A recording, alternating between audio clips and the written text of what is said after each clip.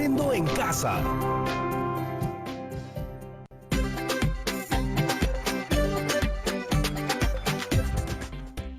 Hola chicas y chicos, bienvenidos otra vez.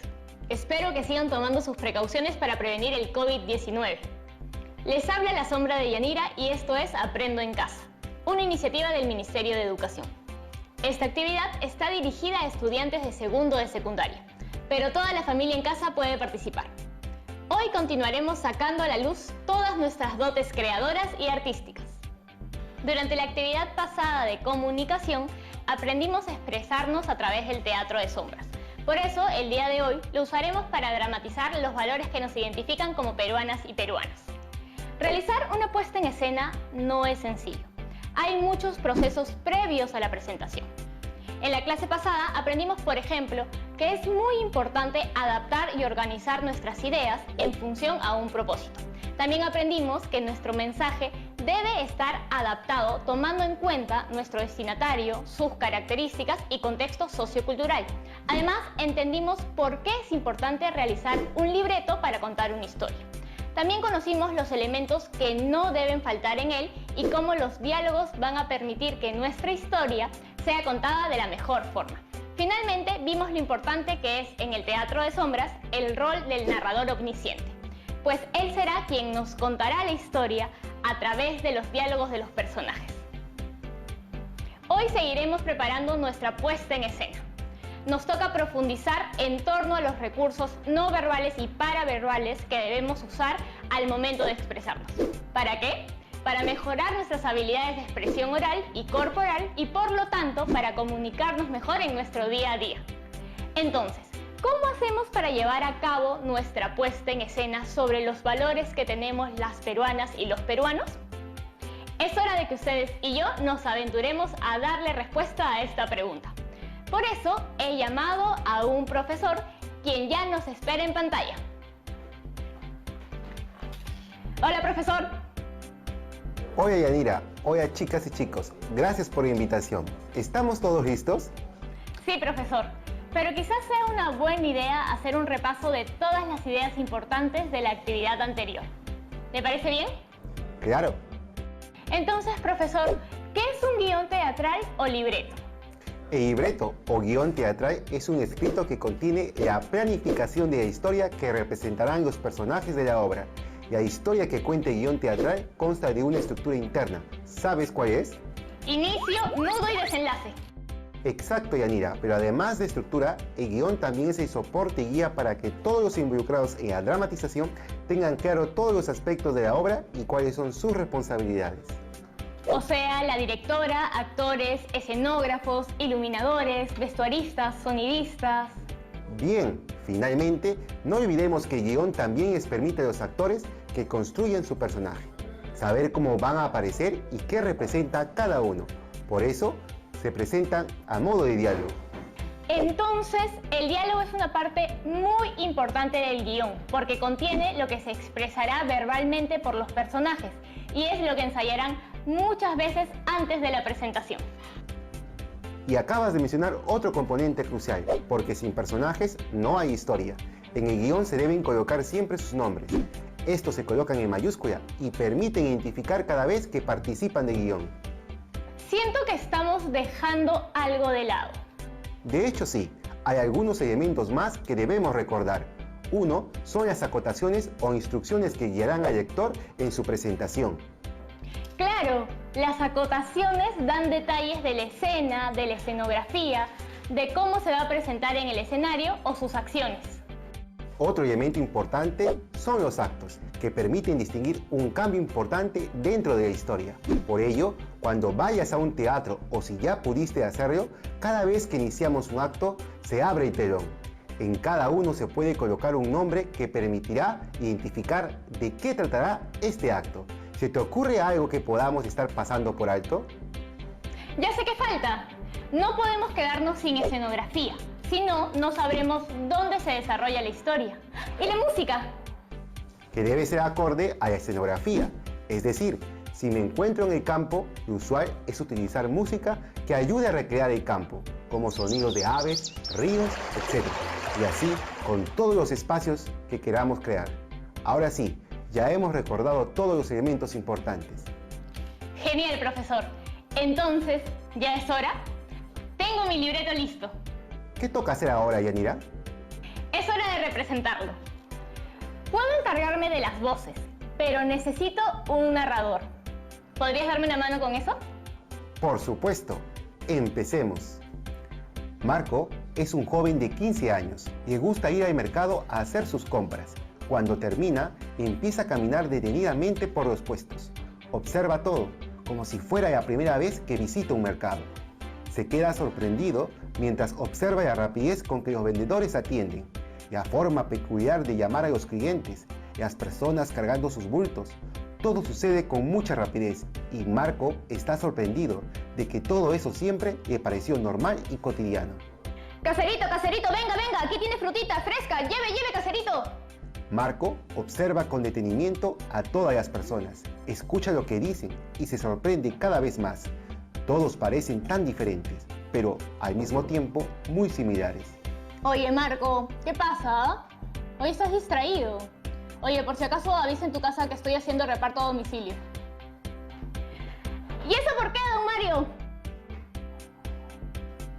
Hay que esforzarse para salir adelante, Marquito, ya que hay mucha gente que no puede venir a comprar. Por eso se me ocurrió llevarle sus pedidos. No se preocupe, señor Mario, yo avise en mi casa. Ya de camino a casa, Marco va pensando en cómo hace el señor Mario para tener tantas ideas. Lo mismo para los señores y señoras que atienden y se levantan tan temprano. ¿De dónde sacan tanta fuerza? Mientras pensaba, levanta la mirada y observa sorprendido. ¡Uy, ceñito! ¡Se le cayó su monedero! Joven, qué honesto. Muchas gracias. De nada, tenga cuidado nomás, que le pueden robar. ¡Ah! Ni lo digas, hijito. Ay, Dios me libre. Ahorita ya termino mis compras. Marco llega a casa, deja las compras del día y se sienta a reflexionar sobre lo que ha pasado. Los peruanos y peruanas somos como don Mario, creativos y transformamos las necesidades en oportunidades. En muchos casos somos fuertes y emprendedores, lo que no quita que hayan muchos problemas por resolver que no debemos olvidar, como la discriminación de cualquier tipo. También somos honestos y ayudamos a los demás. Aunque es verdad que hay gente que no es tan honrada y que hay que estar siempre vigilantes a luchar contra la corrupción. Pero, además de todo eso, los peruanos y peruanas somos bien chéveres. Marco, hijo, no olvides hacer tu tarea sobre identidad nacional. No te preocupes, papá. Ya sé muy bien qué es eso tan bonito que nos hace peruanas y peruanos. Y ¿sabes qué? Me siento muy orgulloso de serlo. Y así fue como Marco, en un paseo muy especial, descubrió lo maravilloso de ser peruanos y peruanas. Y listo. Esperamos que les haya gustado ver nuestra obra desde casa. Muy bien, Yanira. De seguro las chicas y chicos en casa ya tienen todo listo para hacer su propio teatro de sombras. Seguro que sí. A mí me ayudó muchísimo tener un propósito claro. Eso es muy importante. Nuestras historias siempre son diseñadas con un propósito. Debemos tener claro qué es lo que queremos comunicar. Así como lo has comprobado, es más sencillo organizar nuestras ideas en función a ese propósito, que en este caso fue reconocer los valores que nos representan como peruanos y peruanas. Luego de tener claro ese propósito, pensé mucho en que esta obra tendría que ser vista por todos y todas ustedes. Al tener claro qué es lo que comunicaremos, ya podemos pensar a quiénes irá dirigido nuestro teatro de sombras. Eso es algo muy importante, ya que debemos tomar en cuenta el contexto sociocultural y edad del público. En este caso, nuestro público fue muy amplio, porque iba dirigido para las familias de todo el país. Así es, hay que darnos cuenta que no nos expresamos de la misma forma en diferentes contextos. Exacto, Yanira. Siempre depende del interlocutor y el lugar donde estamos. No hablamos igual cuando estamos en el estadio, en un salón de clases o en un museo. Tampoco cuando nos encontramos con el director, con un amigo, con un policía o con un niño. Así es. Por eso, no es mala idea que los estudiantes experimenten prácticas sociales diversas. Es decir, situaciones que los lleven a usar los diferentes registros del lenguaje que se generan en la convivencia social. De esa manera, es más sencillo que se vuelvan capaces de utilizar el lenguaje para aprender y así mediar sus interacciones sociales de forma eficaz. Profesor, ¿qué hay sobre el orden de los hechos que narramos? Revisemos el guión que trabajaste. Lo primero que tenemos es el inicio. Ahora te toca revisar tu guión o libreto e identificar si tiene un inicio. ¿Lo puedes identificar? Listo. ¿Qué viene después? Tenemos el nudo de la historia. ¿Qué tal el nudo de tu historia? ¿También lo puedes identificar? Listo. Solo nos falta la tercera parte. Efectivamente, nuestro desenlace. No te olvides que todos los autores de libretos o guiones teatrales, ya sean novatos o expertos, siempre necesitan ordenar las ideas para su texto. Hacer un guión es un momento muy rico en el trabajo intelectual. Haces nacer ideas, las relacionas, descartas algunas, profundizas otras, todo en función a tu propósito. Al final, gana el texto, pues será claro y ordenado, y ganas tú, porque desarrollarás aún más tus habilidades escritas y orales. Claro que esas ideas necesitan convertirse en diálogo para los personajes, ¿verdad? Genial, Yanira. Era el último punto a recordar. Cada personaje en nuestra historia, incluyendo al narrador, se manifestó a partir de diálogos que nos ayudarán a contar mejor nuestra historia. Los diálogos y las descripciones del narrador nos ayudan a visualizar el lugar donde transcurren los hechos. ¿Cómo te fue a ti con los diálogos? ¿Lograste que en tu libreto se vea la interacción entre tus personajes? De seguro que sí. Todas y todas han prestado tanta atención como tú. Ahora nos toca aprender algo más. Los elementos que intervienen en la comunicación oral. Eso es nuevo. Aunque creo que estamos listos, ¿verdad? Pero como para que le des una mirada extra a tu libreto antes de aprender más, vamos a hacer una pequeña pausa. No se vayan, no demoramos.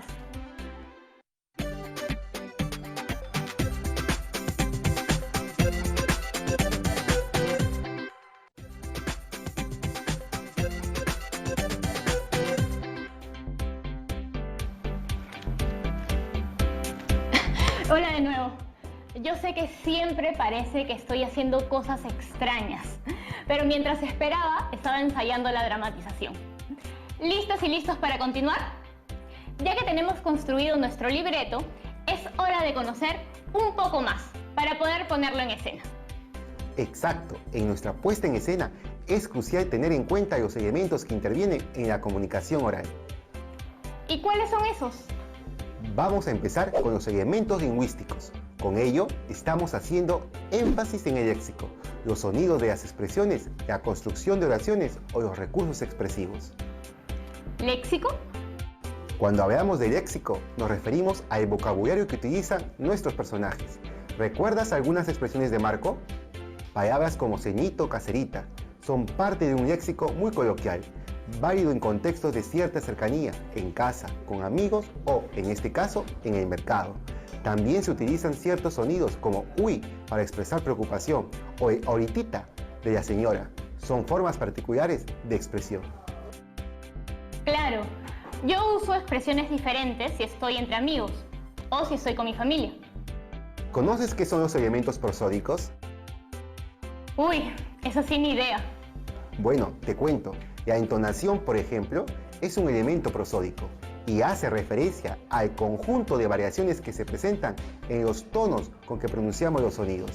Estos tonos permiten identificar la actitud del hablante, ya sean tonos de alegría, sorpresa, duda, burla, fastidio y más. Por ejemplo, cuando Marco le avisó a la señora que su monedero se había caído. En ese momento su tono fue de total preocupación. Muy bien, Yanira, y así puedes ser capaz de recordar otros tonos que no necesariamente expresan esa preocupación. Lo que sigue es conocer los elementos paralingüísticos. Uy, cada vez se complican más estas palabras. No es tan difícil como suena. Entre los elementos paralingüísticos están la voz, su intensidad o volumen, la vocalización y el ritmo. Entonces, los elementos paralingüísticos siempre salen de la garganta. Podrías ponerlo así, claro. ¿Y qué nos puedes contar de cada elemento? Empecemos con las voces. Sabemos que existe diversidad de ellas, voces finas, claras, muy gruesas o apagadas, entre otras.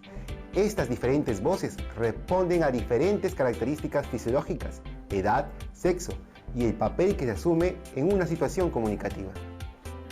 ¿Por ahí tiene que ver el volumen de la voz? Lo que debemos tener claro es que no usamos la voz de la misma manera en el aula y cuando susurramos una confidencia al oído. Todos ustedes deberán regular la intensidad de su voz, de acuerdo con el lugar donde se realiza la interacción.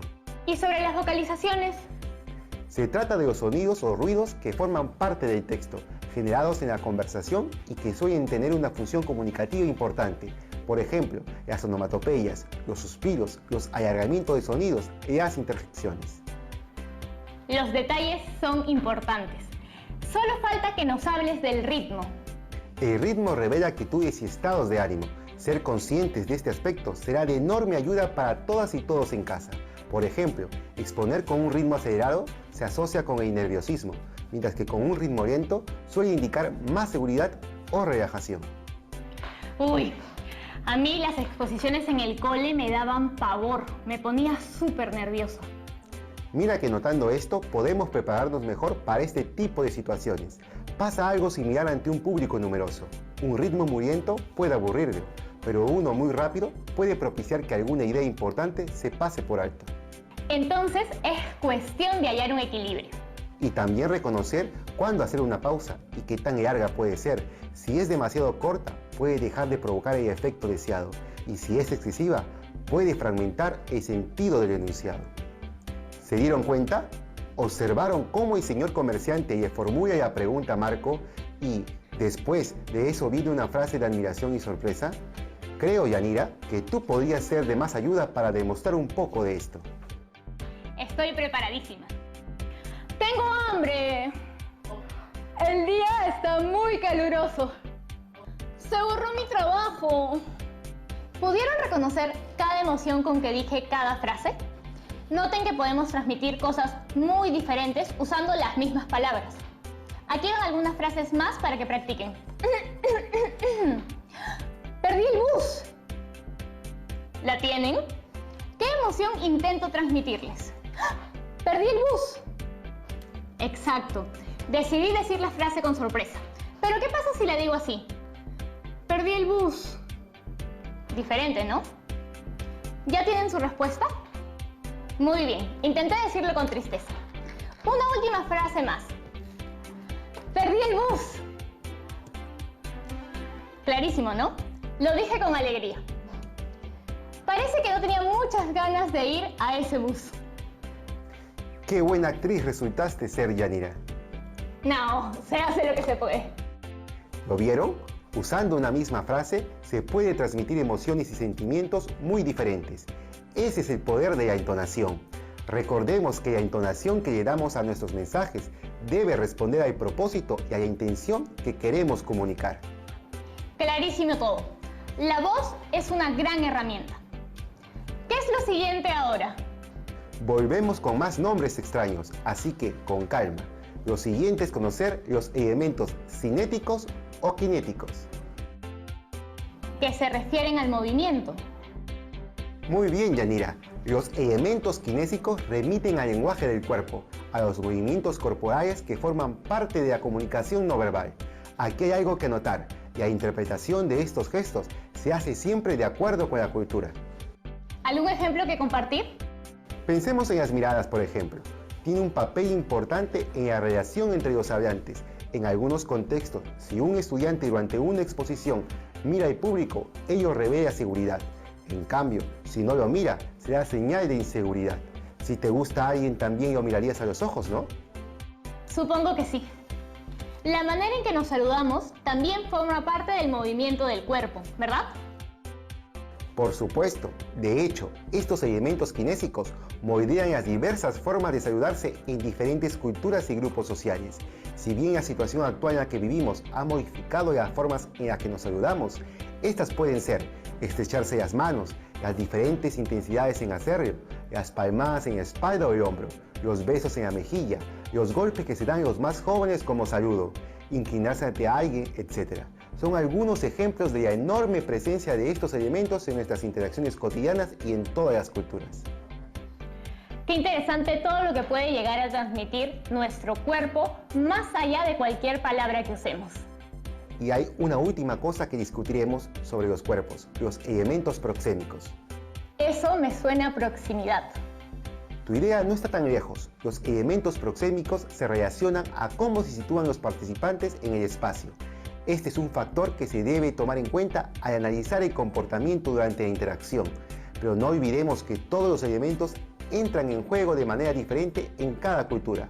Por ejemplo, algunos nos acercamos más que otros cuando saludamos. O imagina que debes hablarle a un niño o niña y te debes arrodillar para estar a su altura y que se pueden escuchar mejor entre ustedes. ¡Uy, ceñito! ¡Se le cayó su monedero!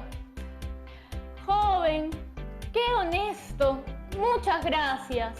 Como pudieron ver, hay una distancia prudente entre los personajes. Si uno hubiera estado más cerca del otro o tal vez muy lejos, la interacción no hubiera sido la misma. Definitivamente el teatro de sombras es todo un arte. Y ahora nos toca empezar a crear elementos que contarán la historia. Como vimos en la sesión anterior, podemos utilizar nuestras manos, pero también diversos materiales. ¿Qué vamos a necesitar entonces?